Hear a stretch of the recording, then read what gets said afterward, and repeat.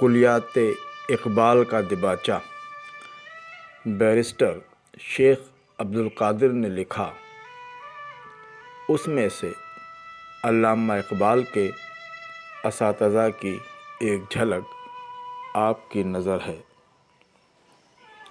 علامہ اقبال شیخ نور محمد کے گھر سیالکوٹ میں پیدا ہوئے۔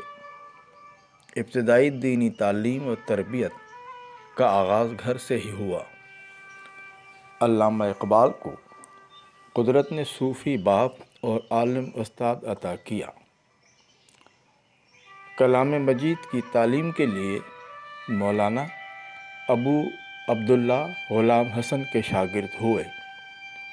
اس کے بعد سید میر حسن کے مدرسے میں اردو، فارسی اور عربی ادب کی باریکیاں سیکھیں۔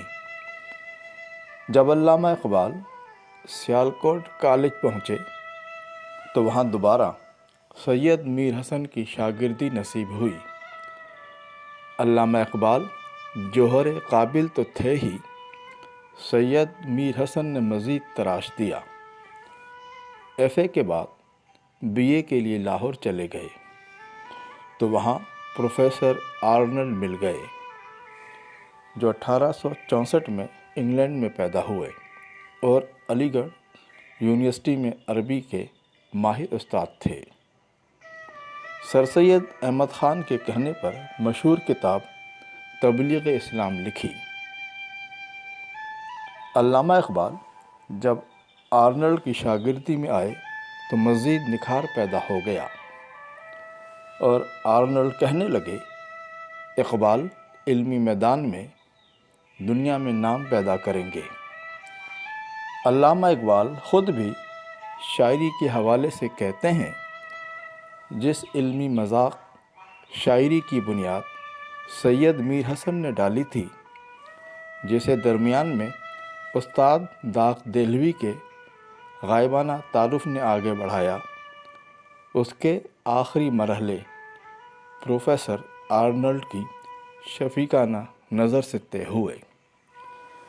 ہندوستان کی علمی دنیا میں جتنے نامور اس زمانے میں موجود تھے، مثلاً علامہ شبلی نعمانی، مولانا الطاف حسین حالی سے ملاقات بھی رہی اور علم کے معاملے میں قلمی رابطہ بھی رہا۔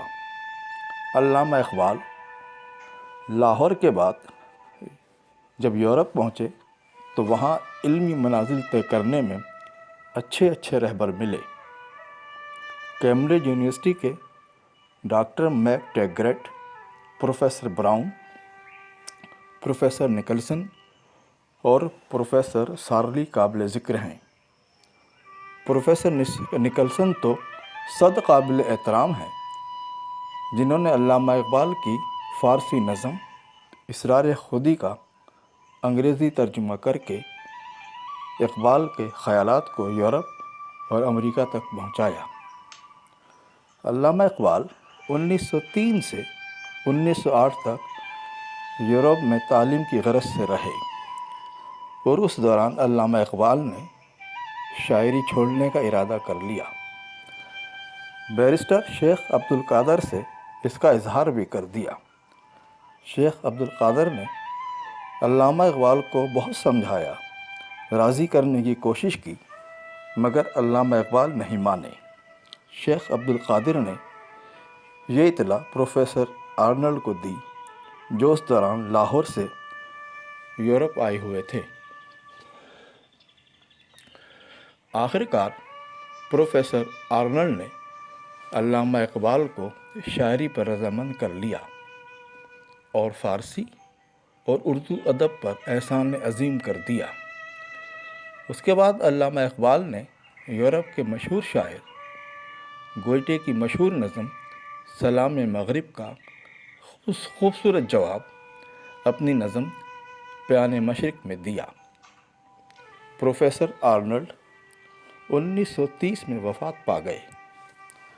علامہ اقبال نے پروفیسر آرنلڈ کی یاد میں ایک نظم نالہ فراق لکھی، جس میں وہ کہتے ہیں، ذرہ میرے دل کا خورشید آشنا ہونے کو تھا، آئینہ ٹوٹا ہوا عالم نما ہونے کو تھا، نخل میری آرزوؤں کا ہرا ہونے کو تھا، آہ کیا جانے کوئی میں کیا سے کیا ہونے کو تھا۔